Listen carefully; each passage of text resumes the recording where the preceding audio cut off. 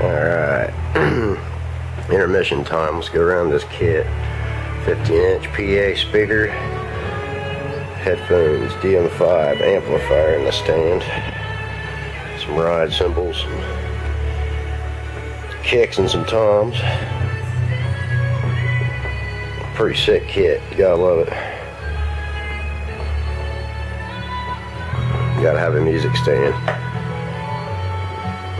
Alright, that's for the most of what we got going on. Let's turn on the amp and DM5. Alright, that's the heart of it, the module. You gotta have that in order to hit the tones. It's kind of hard to tell on this video what exactly the audio is supposed to sound like. Here's the tools I'm using to make these triggers. Some two-way foam, two-way tape, razor blade. We got pliers, typical tools like soldering iron and solder. Right there's the piezo tweeter. I rubber dipped it, that's why it is black. Solder 2, guitar cord. I got two pieces of 3/4 inch plywood's what I'm using for now. Two-way foam at the end of it. And this rubber, if you're asking, is rubber roofing. It protects these expensive heads from getting any dings or nicks in them. Some tuners, tape, space foam. Alright, I'm assuming everybody knows how to take the rim and the drum apart, so I've already done that. There would be the rim. This would be the head.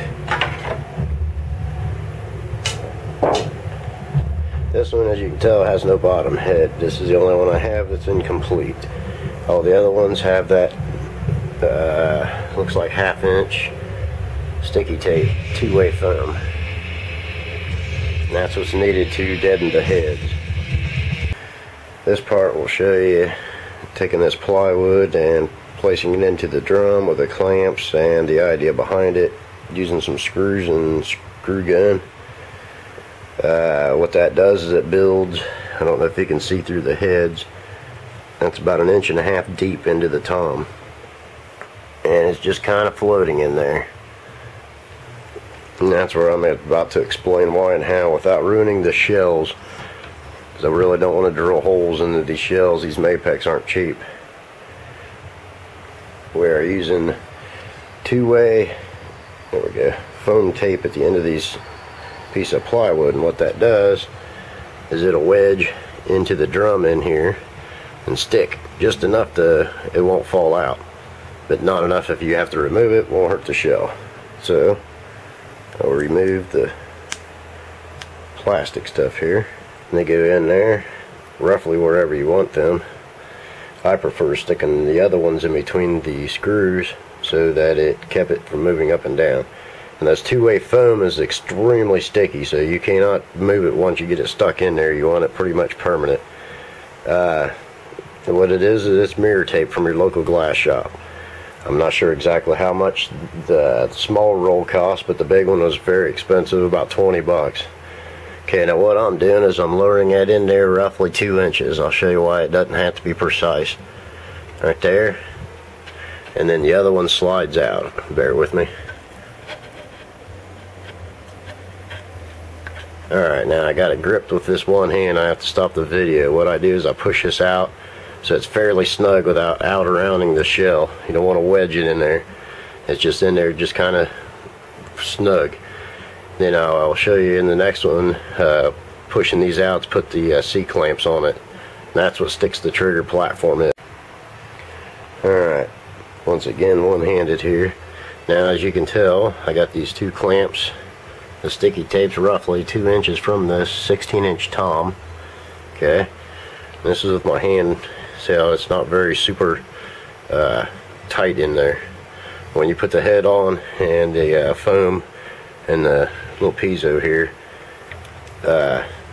all the pressure of the above, it doesn't have to be tight. I wouldn't recommend drilling holes into the shells to hold them at all. This is the way all of my other ones worked for the past 5 months. They've been brutally played. 1-inch drywall screw at an angle to hold this in.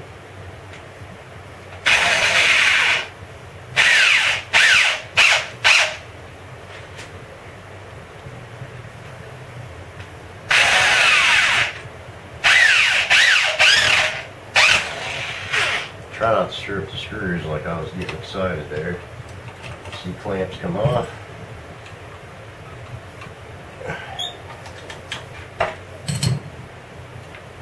Yeah, it's nice and snug in there. Alright, now what I got is this foam, the piezo, some of that two-way foam, two-way tape. And that's going to stick onto that. Also, I have another layer on top of this, and that'll stick this little egg carton piece on it. Now, as you can tell, this sticks up way higher than the head, like 1 inch or more. So what I need to do, keeping this the same height, set that over there, the piezo can't go anywhere. This I'm going to cut down to a block, to the height that I need. Plus, with this, it needs to stick up about 3/8 of an inch so the head can compress on it. Alright. Now, in order to do that, take this and a razor and obviously slice this down to the height you need with the two-way tape, stick it down. So I put the piezo and the foam down on this board. As you seen the last time, we put the screws in it, the two-way foam. It's got it pretty durable in there. This, and this will be 3 inches above the head. And how I did that was I used this Duck brand window tape, two-way sticky tape. Stuck this piece of foam down to the wood. It doesn't have to be super strong because the head will hold it down. Piezo is pointed down. All the wires are on the bottom of it. This little egg carton foam, you can cut anything you want. You can spend all the time in the world that you want on it. It doesn't matter really, other than the looks. Works just like that. And then I put the electrical tape to hold the wire in with zip ties and the guitar cord. Now, as you can see, it pushes up on the head a little bit, not a whole lot, but when that draws down, it will play. Give me a second and I'll tune this up. I'm assuming everybody knows how to tune the head. It isn't super perfect yet.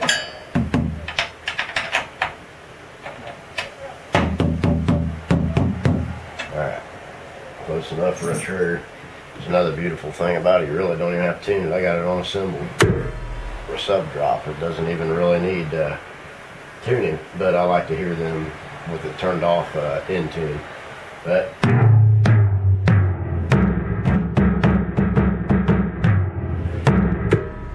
as you can tell, they all work good, and this two-way tape that I've used underneath this, that's what deadens the head from ringing. If you don't have that on there, you're going to have this thing double triggering 100 million times in 1 second, you know, so you have to deaden it. It sounds like cardboard almost.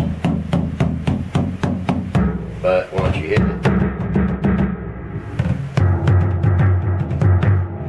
another thing you have to keep an eye on the triggers are response. Depending how hard you play, you turn it up and adjust it accordingly.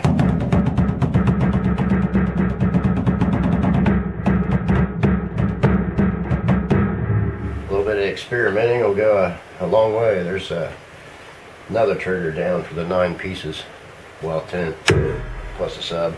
Have a good one.